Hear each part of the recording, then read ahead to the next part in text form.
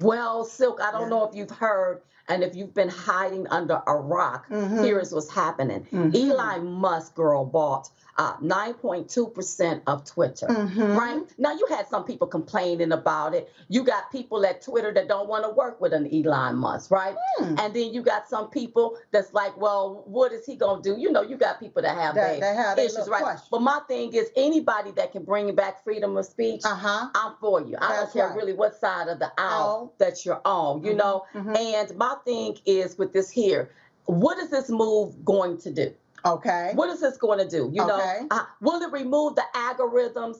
Will it remove all of the shadow banning? Will it remove all of the bots that troll your pages because they don't like you politically? Will Twitter bring back President Trump? And it's been alleged that they said that they wouldn't, but why? Why did you cancel his account anyway? You got radicals and dictators on Twitter. You ain't removed them, but you want to remove President Trump. That's right. Will they bring back the integrity of these different platforms of implementing what's called free speech or freedom of speech? That's right. Because when I look at Twitter, it looked like a landfill full of garbage. Let me just be real with you. It's infested with all of these doggone different trolls and different things. People can't have a conversation over there. Right. Everybody is judgmental and hypocritical. So I wonder if Elon Musk can do something to better that. But I'm so grateful for a lot of conservative sites and platforms that is coming up where we can have freedom of speech. I love it. Look, where we can have freedom of speech. So I'm not going to throw Elon Musk under the bus. Right. He's on the board. Let's see what he can do. And if there's nothing that he can do, then you know we the people gonna call him out. Gonna have to call him out. Y'all know how we do. You see what I'm saying? I see what you're saying. Okay, so let's move the conversation along. Yeah. So Black Lives Matter, girl, used donations to buy a $6 million Southern California home. Must be nice. So let me just get this straight. So these people, the Black Lives Matter organization, they raised $90 million, right? None of that money went to Black Lives. No. You had Black people out in the street popping their fists, destroying their community. I mean, just everything radical. And not a dime of that went to Black Lives.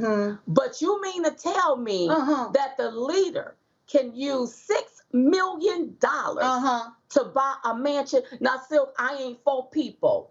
I'm not for downing people that want better for themselves. I got you. Right. But if you are breaking the law to do it, oh, I have a problem with that because nobody else can break the law and you are not above the law.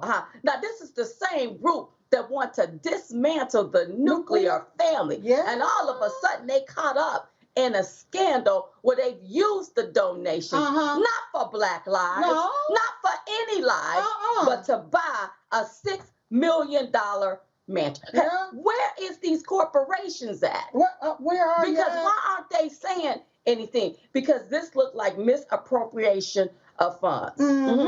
That's what this looked like to me. Well, when I think about it, Diamond, I can only think of one word that all of this remind me of, and that's called the laundromat. You know when you wash your dirty clothes? Then you put it in the dryer because it looks clean, like clean money. I mean, excuse me, like clean clothes. That's what it kind of like reminds me of, the laundromat. Girl, I know what you hitting. No, I didn't hit on nothing. Let's call it the laundromat. Somebody tried to wash allegedly. Because a real estate developer working for Black Lives Matter founder, purchased this particular home 6 days before she purchased it. And that real estate developer purchased it for $3.1 million, then turned around 6 days later and sold it to her for $5.8 million, according to sources. Woo! Yeah, so that's why I could just think of the laundromat. You know, Silk, I'm reminded by a man named Steve Bannon when they charged him with misuse of donations. I wonder, are they going to charge these people that runs Black Lives Matter for misuse of donations? You know, because I think people are tired, really, just of the hypocrisy that continues to happen over and over and over. You all done raised all of this money. And you're sitting living lavishly. And listen, I'm not for live your life, right? boo. That's right. But you don't take the donations.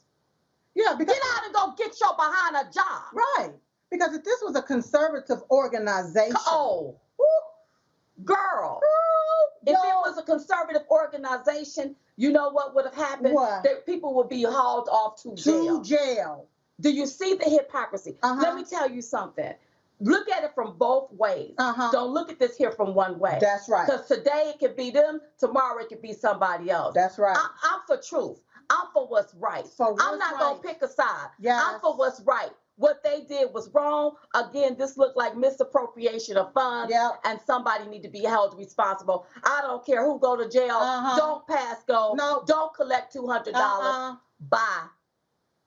Because if anybody else done it, they will be locked up. Straight up. All right. I don't know if people on The View, if they locked up in your minds, but take a look at this, y'all. There are bad people who are also coming into this country. China, knowing our borders are opening, will now have fentanyl coming across the borders like crazy, and 100,000 people. Why does this sound like Fox News? It does. Because I'm a Republican, and I'm sorry about that. I'm just. But are you spewing like talking points here? No, I lived in Arizona. I don't see stats. I lived in Arizona. I saw these things. You guys. How many could you see? You're one person. Okay, Silk, it's so hard for me to talk about these ladies. Yeah. And I don't want to be insulting, but when your brain is closed.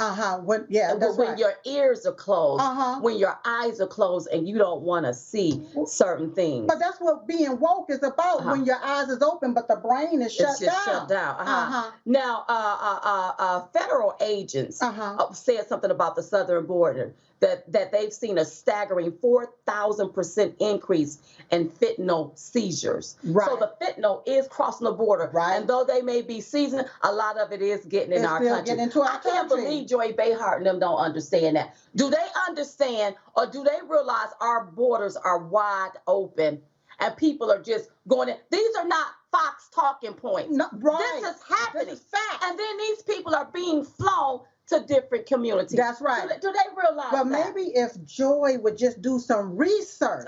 That's right. Okay. She said she don't see stacks, but then look for some stacks. That's right. Because they're out there. And do you realize all of the human trafficking that's going on at the border? You say you care about women. How can you care about women and women are crossing that border and it's dangerous?